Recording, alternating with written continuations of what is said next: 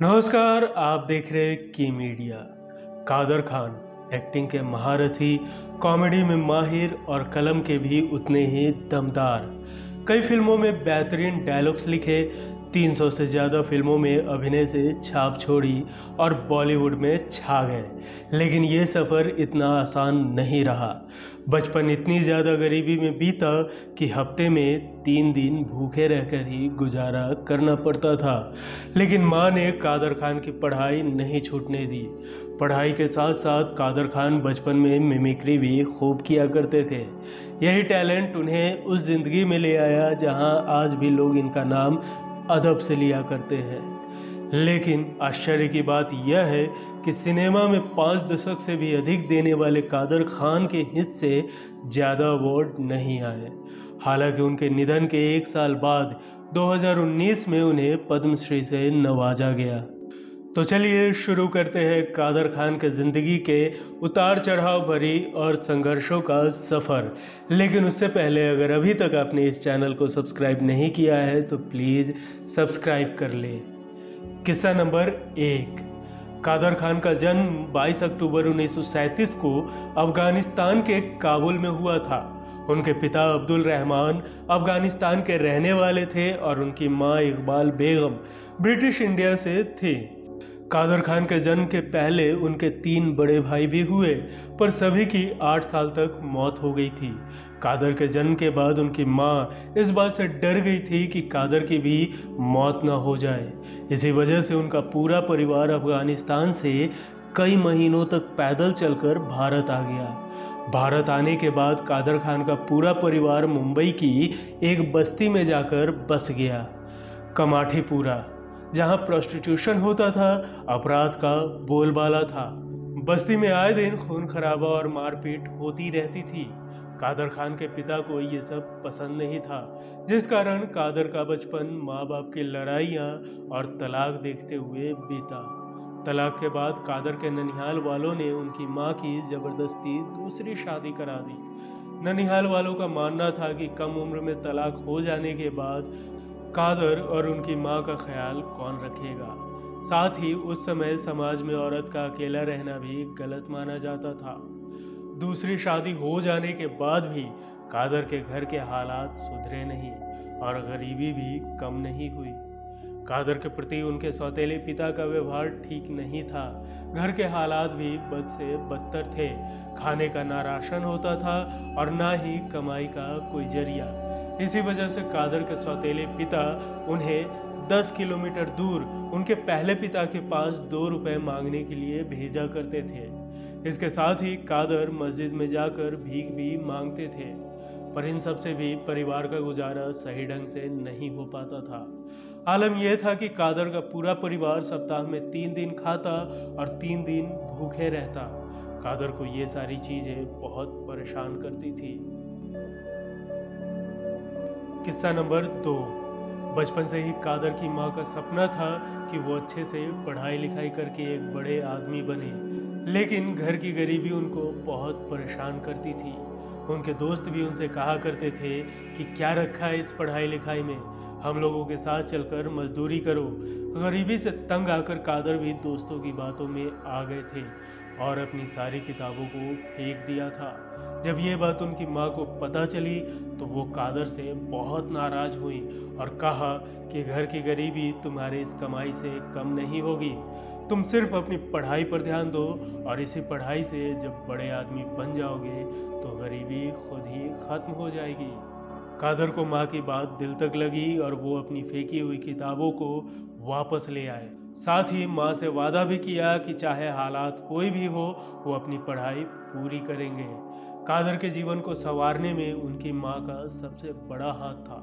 उनकी माँ ही थी जो उनके हर कदम में सही राय दिया करती थी, पर माँ का साथ लंबे समय तक कादर की किस्मत में नहीं था। उनकी माँ को एक गंभीर बीमारी थी, लेकिन उन्होंने इस बीमारी की भनक भी कादर को कभी लगने नहीं दी। एक दिन कादर जैसे ही घर आए, उन्होंने देखा कि उनकी माँ खून की उल्टियाँ कर रही है। ये देखकर कादर के होश उड़ गए। उन्होंने माँ से पूछा कि ये क्या है और तुमने मुझे इस बारे में क्यों नहीं कुछ बताया था। माँ ने जवाब दिया कि ये कुछ भी नहीं है, पर उनकी उल्टियाँ रुक ही नहीं रही थी। ये देखकर कादर आनन फानन में डॉक्टर को लेने चले गए। अस्पताल जाकर उन्होंने डॉक्टर को माँ की हालत के बारे में बताया और साथ चलने को कहा। डॉक्टर ने साथ चलने को मना कर दिया। बहुत मनाने के बाद भी जब डॉक्टर नहीं माने तब कादर ने उन्हें फिल्मी अंदाज में उठाकर घर ले आए। कादर जैसे ही घर पहुंचे तो देखा कि माँ की सांसें चलनी बंद हो चुकी थी। घबराते हुए उन्होंने डॉक्टर से माँ का चेकअप करने के लिए कहा। डॉक्टर ने माँ का चेकअप किया और कहा कि अब वो इस दुनिया में नहीं है। इस बात से कादर पूरी तरह टूट गए। कम उम्र में माँ के साय से दूर होने का नतीजा है कि फिल्मों में लिखे गए उनके डायलॉग में माँ की कमी और उसकी तड़प साफ झलकती है। किस्सा नंबर 3। बचपन से ही कादर खान को नकल करने की आदत थी। वो कब्रिस्तान में जाकर 2 कब्रों के बीच बैठकर खुद से बातें करते हुए फिल्मी डायलॉग बोलते थे।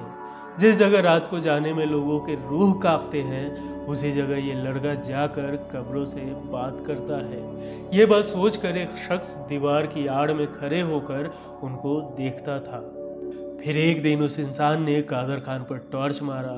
फिर उसे अपने पास बुलाकर पूछा, तुम कौन हो और क्या कर रहे हो? तब कादर खान ने अपने नकल वाली सारी बात उन्हें बता दी। वो शख्स थे अशरफ खान। अशरफ खान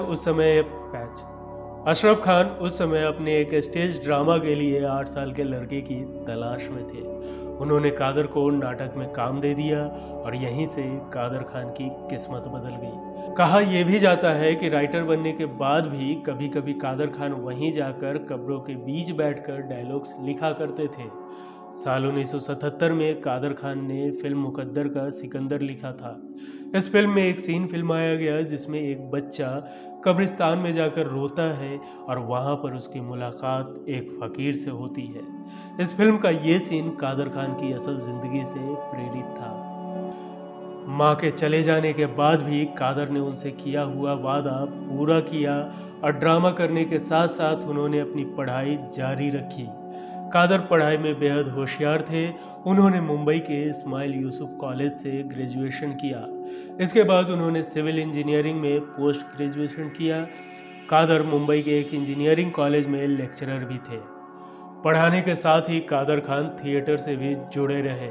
उन दिनों उनका एक ड्रामा ताश के पत्ते बहुत फेमस हुआ था। दूर दूर से लोग उस ड्रामे को देखने के लिए आया करते थे। इसी दौरान एक दिन कादर कॉलेज में पढ़ा रहे थे, तभी उनके पास अचानक एक फ़ोन कॉल आया। वो फ़ोन था दिलीप कुमार का।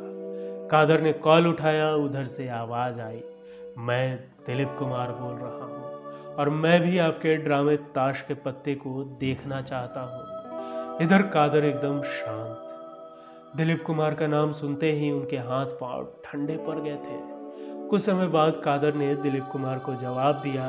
उन्होंने कहा कि आप बेशक आ सकते हैं ड्रामा देखने, पर इसके लिए मेरी कुछ शर्त है। उन्होंने कहा कि आपको ठीक समय पर ड्रामा देखने के लिए आना होगा, क्योंकि गेट बंद होने के बाद वो दोबारा नहीं खोला जाता, और दूसरा ये कि आपको पूरा ड्रामा बैठकर देखना होगा। कादर खान के इन दोनों शर्तों को दिलीप साहब ने मान लिया और दूसरे दिन समय से आधे घंटे पहले ही वो ड्रामा देखने पहुंच गए। साथ ही उन्होंने पूरा ड्रामा भी देखा।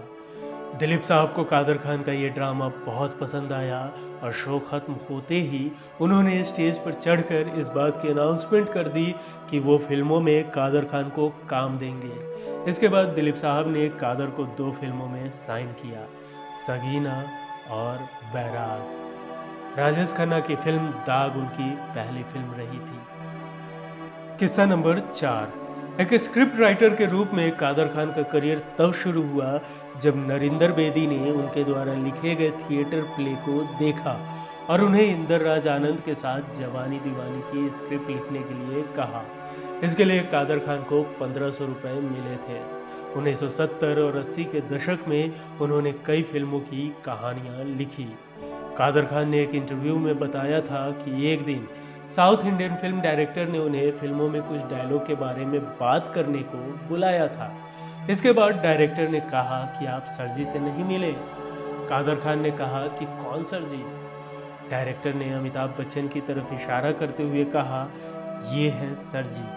कादर खान हैरान रह गए, पर उन्होंने वहां कुछ बोला नहीं। दरअसल फिल्मी इंडस्ट्री में उस समय हर कोई अमिताभ बच्चन को सर जी कहकर बुलाने लगा था, लेकिन कादर खान का कहना था, मैं कैसे उनको सर जी कह सकता हूँ, वो मेरे लिए एक दोस्त और छोटे भाई के जैसे हैं। इसका नतीजा यह हुआ कि आखिरी समय में कादर खान को ना ही कोई फिल्म मिली और ना ही किसी फिल्म में डायलॉग राइटिंग का काम। अपने करियर में उन्होंने गोविंदा और अमिताभ बच्चन के साथ सबसे ज़्यादा फिल्में की है। कई फिल्मों में तो अमिताभ बच्चन खुद कादर खान का नाम रिकमेंड किया करते थे। अमिताभ बच्चन ने जिन फिल्मों में काम किया उसमें से कई सारी फिल्मों के लिए कादर खान ने डायलॉग लिखे हैं। मिस्टर नटवरलाल, खून पसीना, 2 और 2 5, सत्ते पे सत्ता, इंकलाब, गिरफ्तार जैसी कई फिल्मों के लिए भी कादर खान ने स्क्रीन राइटर के रूप में काम किया है। कहीं ना कहीं हम ये भी कह सकते हैं कि अमिताभ बच्चन के करियर में कादर खान के डायलॉग्स काफ़ी अहम रहे। अजय देवगन की फिल्म हिम्मत वाला, गोविंदा की फिल्म कुली नंबर 1, अक्षय और सैफ अली खान की फिल्म मैं नारी तू खिलाड़ी, कानून अपना अपना, खून भरी मांग, कर्म, सल्तनत, आमिर खान की फिल्म सरफरोश, जस्टिस चौधरी और धर्मवीर जैसी सुपरहिट फिल्मों के डायलॉग खुद कादर खान ने ही लिखे हैं। किस्सा नंबर 5। 1976 में आई फिल्म अदालत में इंस्पेक्टर खान का किरदार कादर खान को अमिताभ बच्चन के कहने पर ही दिया गया था। ठीक उसी समय फिल्म खून पसीना भी रिलीज हुई थी, जिसमें कादर खान ने दमदार विलेन का किरदार निभाया था। तब प्रोड्यूसर्स और डायरेक्टर कहने लगे कि इंस्पेक्टर का रोल तो कोई भी निभा लेगा, लेकिन इंडस्ट्री में ढंग के विलेन की बहुत कमी है। तब से कादर खान ज़्यादातर विलेन का ही किरदार करने लगे। लेकिन जब कादर खान के बच्चे थोड़े बड़े हुए और स्कूल जाने लगे तो सारे बच्चे उन्हें विलेन का बेटा कहकर चिढ़ाने लगे। तब बच्चों की खातिर उन्होंने कॉमेडी फिल्मों की तरफ रुख किया। कादर खान ने अपने अभिनय करियर में 300 से ज़्यादा फिल्में की, जबकि 250 से ज़्यादा फिल्मों की स्क्रिप्ट और डायलॉग लिखे। कादर खान को कई अंतर्राष्ट्रीय फिल्म पुरस्कारों के साथ फिल्म फेयर पुरस्कार भी हासिल हुए। कादर खान जीवन के अंतिम दिनों में सुप्रा न्यूक्लियर पाल्सी बीमारी से जूझ रहे थे, जो कि एक लाइलाज बीमारी है। सांस लेने में तकलीफ के कारण उन्हें 28 दिसंबर 2018 को कनाडा के एक अस्पताल में भर्ती कराया गया, जहां वो अपने बेटे बहू के पास इलाज कराने के लिए आए थे। इसके बाद 31 दिसंबर 2018 को कनाडा में कादर खान का निधन हो गया था। जिंदगी से लड़कर बुलंदी को छूने वाला ये कलाकार इस लाइलाज बीमारी से हार गया, लेकिन अपनी हर एक डायलॉग को अमर कर गया। दोस्तों, आज का सफ़र यहीं तक। वीडियो कैसा लगा हमें कमेंट कर ज़रूर बताएं। वीडियो पसंद आई हो तो एक लाइक ज़रूर कर दें। धन्यवाद।